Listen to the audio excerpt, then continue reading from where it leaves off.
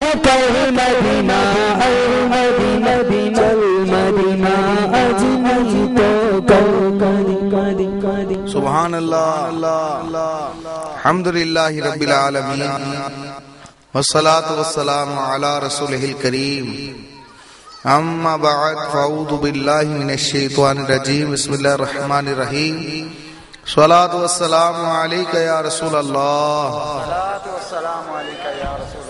وعلی آلک وصحابک یا حبیب اللہ صلاۃ والسلام علیک یا نبی اللہ وعلی آلک وصحابک یا نور اللہ۔ پیارے پیارے حضرت شیخ شبلی رحمت اللہ علیہ فرماتے ہیں، میرے پڑوس میں ایک نوجوان رہتا تھا جو بہت گناہ گار فاسق و فاجر تھا۔ میں اس کو بہت سمجھاتا، دیکھ بیٹا زندگی بڑی مختصر ہے، اس مختصر سی زندگی میں خوب نیکیاں کر لے تاکہ مرنے کے بعد اللہ تعالیٰ تجھ پر رحمت فرمائے اور تیری مغفرت فرما دے۔ فرماتے جوانی چونکہ دیوانی ہوتی ہے، میرے بہت سمجھانے کے باوجود اس نوجوان کی سمجھ میں کچھ نہ آیا، یہاں تک کہ گناہ کرتے کرتے ایک دن اچانک اس کو موت نے گھیر لیا، یعنی اس نوجوان کا انتقال ہو گیا۔ مجھے بہت افسوس ہوا ہے، کاش یہ نوجوان میری بات مان لیتا، گناہوں سے توبہ کر کے نیک اعمال شروع کر دیتا تو آج اللہ تعالیٰ اس پر رحمت فرماتا اور اس کی مغفرت فرما دیتا۔ لیکن آپ فرماتے ہیں کہ کچھ دنوں کے بعد میں رات کو سویا تو میں نے خواب میں اسی نوجوان کو جنت کے باغوں میں گھومتے ہوئے دیکھا۔ میں بہت حیران ہوا، میں نے اس نوجوان سے پوچھا ما فعل اللہ بک، اے نوجوان اللہ تعالیٰ نے تیرے ساتھ کیا معاملہ فرمایا؟ کیا تو گناہ گار نہیں تھا؟ پھر جنت میں کیسے آ گیا؟ کہنے لگا حضور آپ جانتے کہ میں بہت گناہ گار تھا، لیکن آپ چونکہ مجھے سمجھاتے رہتے تھے، ایک مرتبہ آپ کے فرمانے پر میں مسجد میں نماز کے لیے چلا گیا۔ جب میں نے نماز پڑھی تو نماز کے بعد محدث صاحب درس فرما رہے تھے۔ دوران درس انہوں نے ارشاد فرمایا کہ جو شخص بلند آواز سے درود پاک پڑھتا ہے اللہ تعالیٰ اس کی مغفرت فرما دیتا ہے۔ میرا جذبہ بڑا، میں اسی وقت کھڑا ہو گیا اور میں نے بلند آواز سے درود و سلام پڑھنا شروع کر دیا۔ مجھے دیکھ کر ساری محفل والوں نے بلند آواز سے درود و سلام پڑھنا شروع کر دیا، جہاں تک کہ ساری فضا مسجد کی درود و سلام سے گونج اٹھی۔ اللہ تعالیٰ کو میری وہ ادا اتنی پسند آئی کہ اللہ عز و جل نے نہ صرف میری مغفرت فرما دی بلکہ جتنے لوگوں نے میرے ساتھ بلند آواز سے درود پاک پڑھا تھا اللہ تعالیٰ نے سب کو بخش دیا۔ صلاۃ والسلام علیک یا رسول اللہ وعلی آلک وصحابک یا حبیب اللہ۔ امال نہ دیکھے یہ دیکھا، محبوب کے کوچے کا ہے گدا۔ امال نہ دیکھے یہ دیکھا، محبوب کے کوچے کا ہے گدا۔ مولا نے مجھے یوں بخش دیا، سبحان اللہ سبحان اللہ۔ پیاروی اللہ کی رحمت ہے، وہ کریم جسے چاہے اپنی رحمت سے نواز دے، کیونکہ اس کی رحمت قیمت نہیں، اس کی رحمت تو بہانے تلاش کرتی ہے۔ الحمدللہ دعوت اسلامی کے مدنی ماحول میں بھی اس لیے درس و بیان سے پہلے بلند آواز سے درود پاک پڑھایا جاتا ہے کہ ہو سکتا ہے یہ درود و سلام پڑھنا بڑھانا ہی ہم گناہ گاروں کی بخشش کا ذریعہ بن جائے۔ اور یہ بھی پتہ چلا کہ قرآن پاک میں اللہ تعالیٰ فرماتا ہے سمجھاؤ کہ مسلمان کو سمجھانا فائدہ دیتا ہے، جہاں بیٹھا کریں وہاں پر کچھ نہ کچھ نیکی کی دعوت دیا کریں۔ مگر افسوس ہم شادیوں پہ جائیں، کسی غمی پہ جائیں، خوشی پہ جائیں، وہاں ہماری سیاست کی گفتگو شروع ہو جاتی ہے، یہ کھا گیا، یہ لوٹ گیا، اس نے ملک کا بیڑا غرق کر دیا، یہ پارٹی یہ کر رہی ہے، وہ کھا گئے۔ تو پیارے سے اللہ کے ہمارا ان باتوں سے نہ کوئی سروکار ہے، نہ یہ باتیں کر کے کوئی ملک کے نظام ٹھیک ہو سکتے ہیں۔ تو یوں حکمرانوں کی غیبتیں کرنے کی بجائے کتنا اچھا ہو ایک دوسرے کو نماز روزے کی دعوت دیں، ایک دوسرے کو درود و سلام پڑھنے کی ترغیب دلائیں، ایک دوسرے کو قرآن پڑھنے کی ترغیب دلائیں، ایک دوسرے کو علم دین سیکھنے کی ترغیب دلائیں، نیکی کے کام کرنے کی، آخرت کی تیاری کی ترغیب دلائیں۔ کہ پیارے سے مبلغین سے بھی میں گزارش کروں گا کہ ہم بھی جہاں بیٹھتے ہیں رشتہ داروں میں، بہن بھائیوں میں، کزنوں میں، تو ہماری باتیں بھی ادھر ادھر غیبتوں میں چلی جاتی ہے۔ تو ہمیں چاہیے جہاں پر بھی بیٹھیں اپنے بھائیوں کو، کزنوں کو، دوستوں کو نیکی کی دعوت پیش کیا کریں، کیونکہ قرآن کہتا ہے کہ سمجھاؤ کہ مسلمان کو سمجھانا فائدہ دیتا ہے. جہاں بیٹھے انفرادی کوشش کیا کریں. الحمدللہ آپ کی کوشش سے بڑی برکتیں ظاہر ہوں گی. اور میرے پیارے پیارے سے بھائیو، اگر کوئی عمل کرے گا تو سبحان اللہ، اگر نہیں بھی عمل کرتا تو حضرت موسیٰ علیہ نبینا علیہ الصلوۃ والسلام نے اللہ عز و جل کی بارگاہ میں عرض کیا، اے مالک و مولا، جو اپنے بھائی کو بلائے اسے نیکی کی دعوت دے اور برائی سے منع کرے تو اس کو کیا جزا دیتا ہے؟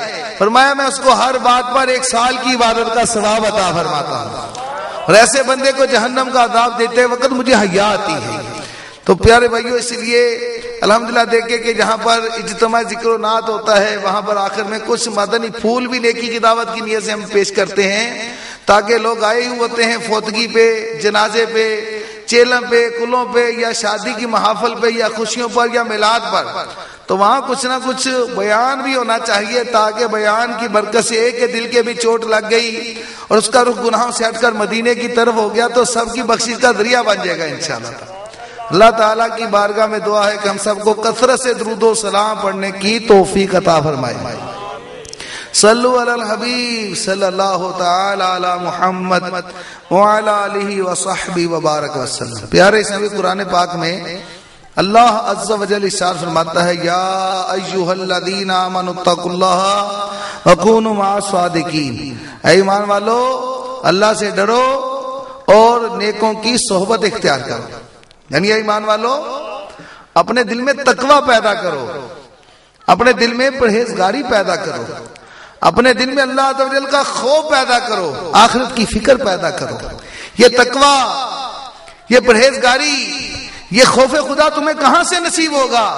فرمایا وَكُونُوا مَعَ الصَّادِقِينَ. اس کے لیے نیک لوگوں کی صحبت کو اختیار کرو.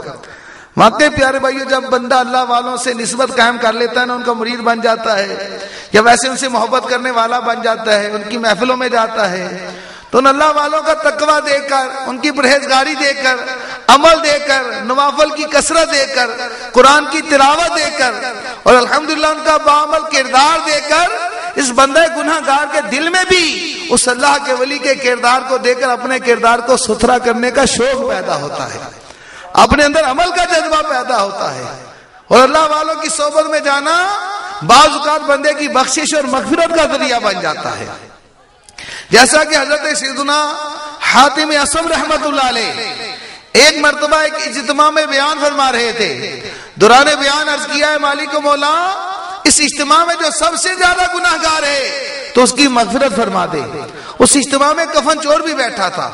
رات کو اجتماع سے فارغ ہو کر وہ قبرستان گیا، ایک نئی قبر کو کھودنے لگا کفن چرانے کی غرض سے.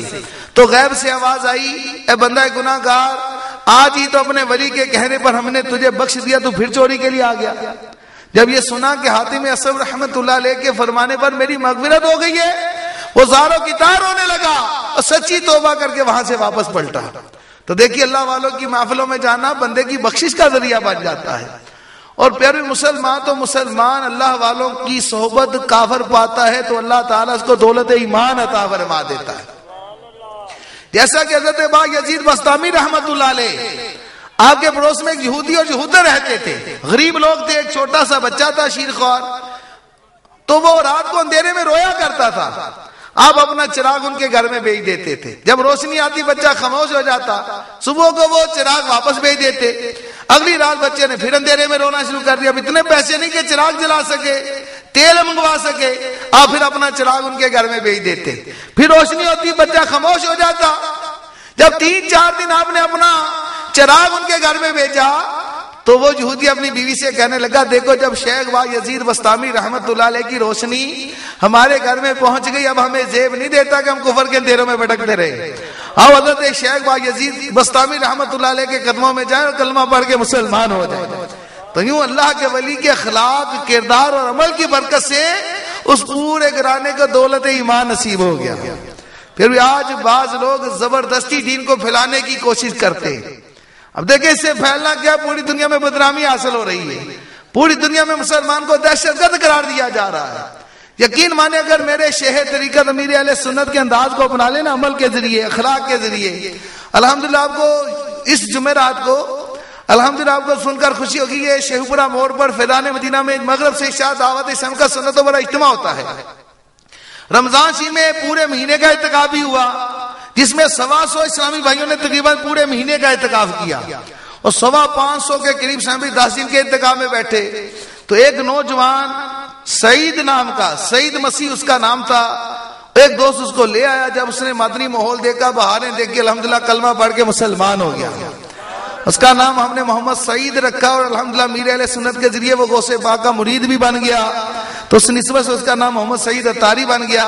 تو اس جمعرات کو وہ اپنے کزن پر انفرادی کوشش لے کر اس کو کر کے اس کو جمعرات کو اجتماع میں لے کے آیا۔ الحمدللہ بیان ذکر دعا میں شرکت کی، ماحول دیکھا تو اس کا کزن بھی کلمہ پڑھ کے مسلمان ہو گیا۔ اور کہہ رہے ہماری کوشش ہے کہ اس طرح ہم اپنے رشتہ داروں پر کوشش کر رہے ہیں۔ تو یہ دیکھیں میر اہل سنت نے جو انداز ہے نا محبتوں بڑا، تو یہ دیکھیں یہ انداز دین اسلام کا صوفی اکرام کا انداز ہے کہ اپنے اخلاق کے ذریعے تبلیغ کرنا، اپنے کردار کے ذریعے تبلیغ کرنا۔